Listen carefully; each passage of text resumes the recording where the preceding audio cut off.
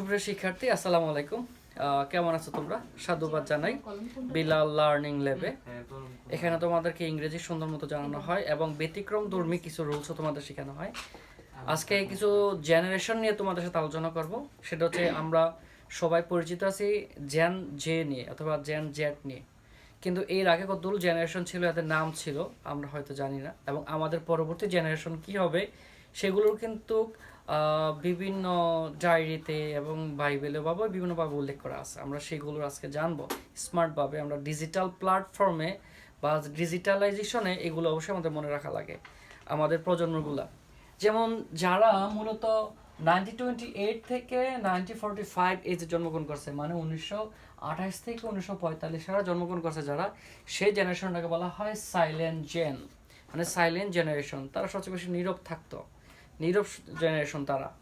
তারপর আছে 1946 থেকে 1964, এই সময়ের মধ্যে যে সকল জেনারেশন জন্মগ্রহণ করছে তাদেরকে বলা হতো বেবি বুমার্স, তাদেরকে বলা হতো বেবি বুমার্স। এর ভিতরে তোমরা আমরা খাওয়াই নাই, তার ভিতরে দেখে আমরা আছে 1965 থেকে 1980 পর্যন্ত যারা জন্মগ্রহণ করছে তাদেরকে বলা হয় জেন এক্স, তাদেরকে বলা হয় জেন এক্স, প্রাক্তন যে জেনারেশন তাদেরকে বলা হয়।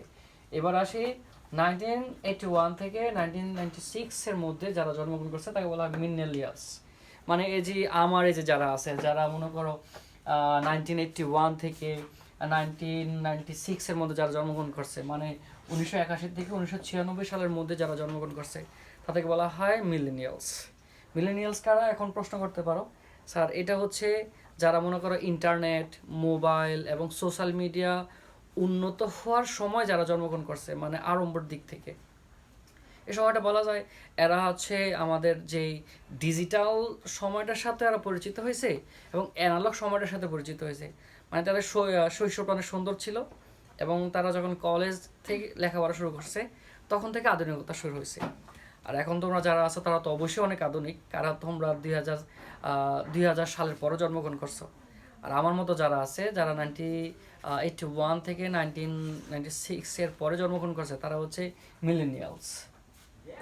এরপর আমরা আসি 1997 থেকে 2012 যারা জন্মগ্রহণ করছে তাদেরকে বলা হয় জেন জে। এই যে আমাদের জুলাই বিপ্লব হয়ে গেল, যারা সবার আগে স্বতঃস্ফূর্তভাবে অংশগ্রহণ করছে, শিক্ষার্থীরা, আমাদের মতো শিক্ষকরা যারা আছে, সবার সামনে যেমন ফাহাদ স্যার ছিল, আমি, তারপর আছে আমাদের শাহিনুজ্জামান স্যার, যাদের কাছ থেকে মূলত আমি ইংলিশ শিখছি। শাহিনুজ্জামান স্যার, আমি স্যারকে অবশ্যই স্মরণ করি, বিসিএস কনফিডেন্সে ছিল স্যারে, আমি স্যারের কাছ থেকে অনেক ইংলিশ শিখছি। শাহিনুজ্জামান স্যার যারা রাজপথে থেকে আমাদের নির্দেশনা দিচ্ছে, তারা কিন্তু ছিল এই জেন জে তাদেরকে বলা হয়, কিন্তু আসলে তারা বৃদ্ধ না, কিন্তু রাজপথে ছিল আমাদের সাথে। তারপর হচ্ছে আমাদের 2013 থেকে 2024 এর মধ্যে যারা জন্মগ্রহণ করেছে, মানে এখন পিচ্ছি পিচ্ছি আমরা যারা আঞ্চলিক ভাষা বলি কেতলা কেতলা ইস্তাতের মতো যারা আছে, তা বলা হয় জেন আলফা, তাদেরকে বলা হয় জেন আলফা। তারা আমাদের চাইতে অনেক স্মার্ট হবে, অনেক স্মার্ট। তারপরে ভবিষ্যতে যারা জন্মগ্রহণ করবে, এই শিরে মুছে গেছে, ভবিষ্যতে যারা জন্মগ্রহণ করবে যেমন 2025 থেকে 2039, মানে 2025 থেকে 2039 সালের মধ্যে যারা জন্মগ্রহণ করবে, যেই প্রজন্ম, তাদেরকে বলা হয় জেন বিটা, তাদেরকে জেন বিটা বলা হবে। এবং 2040 থেকে শুরু করে 2054 সালে যে প্রজন্ম হবে, মানে যে জেনারেশন আসবে, তাদেরকে বলা হবে জেন গামা। তাহলে আমরা জেনারেশনটা আর একবার জেনে নেই, তা হচ্ছে 1928 থেকে 1945 সালে যারা জন্মগ্রহণ করেছিল তার বলা হয় সাইলেন্ট জেনারেশন, এবং 1946 থেকে 1964 মধ্যে যারা জন্মগ্রহণ করেছিল তাদেরকে বলা হয় বেবি বুমার্স, এবং 1965 থেকে 1980 সালের মধ্যে যারা জন্মগ্রহণ করেছিল তাদেরকে বলা হয় জেন এক্স। যেমন আমাদের আছে মারিয়া, তারপরে রাবিয়া, তারা হচ্ছে জেন এক্স।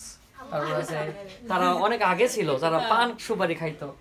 তারপর আছে 1997 থেকে, এর আগে রয়ে গেছে, 1981 থেকে 1996 এর মধ্যে যারা জন্মগ্রহণ করেছিল তারা হচ্ছে মিলেনিয়ালস, মানে আমার মতো বোকাশোকা যারা। তারপর আছে 1997 থেকে 2012-তে যারা জন্মগ্রহণ করেছিল তাদেরকে বলা হয় জেন জে, যুবক, নব উদ্যমে যারা এগিয়ে চলে, যারা যে কোনো কিছু পরিবর্তন করে সবার আগে থাকে। তারপর আছে 2013 থেকে 2024-এ যারা জন্মগ্রহণ করেছিল তাদেরকে বলা হয় জেন আলফা।